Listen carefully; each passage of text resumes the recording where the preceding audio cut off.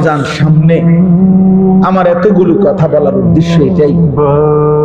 মাহে রমজান সামনে, আল্লাহ যেন বলছে বান্দা 11 মাসের ঘাটতি কমতি যা হইছে তো হইছে, চলো একবার ঘুরে দাঁড়াও বান্দা, একটা মাস কাজে লাগাও। দেখতে দেখতে আইয়ামাম মাদুদাত, অল্প কয়টা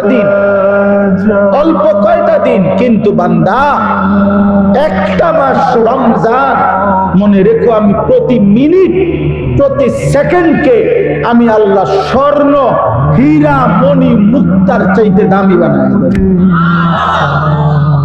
সেজদা দিবা একটা, আমি আল্লাহ গুনবো 70টা।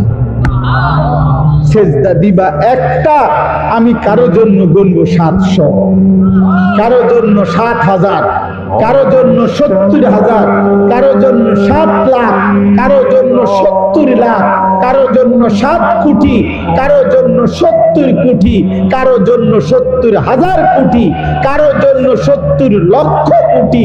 খোদার কসম হাদিসে আছে, কারো জন্য আল্লাহ ফেরেশতাকে বলবে, ফেরেশতা তুই পারতি না লিখতি সংখ্যাটা, আমি আসমানওয়ালা রব, আমি লিখবো।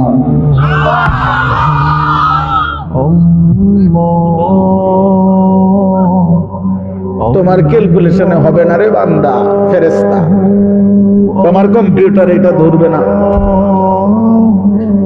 আনা আজিজি বিহি, আমার রোজাদার বান্দার প্রতি সেকেন্ডের বিনিময়ে আমি লিখবো। আমি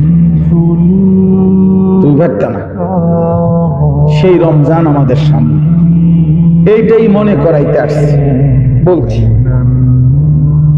যে কিশোর ভাই, যুবক ভাই, গত 11 মাসের ব্যস্ততা থেকে বাবা মা বোন, পর্দার আড়ালে মা, উপস্থিত বয়স্ক চাচা বাবা, অভিভাবক, সবাই আমরা মুসলমান। আরেকবার ঘুরে দাঁড়ান, রমজানকে কাজে লাগা।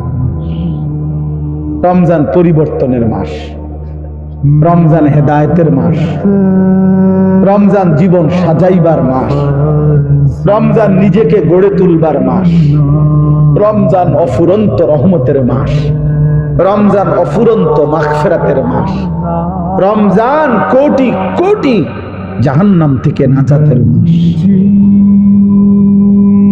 রমজানকে কাজে লাগা।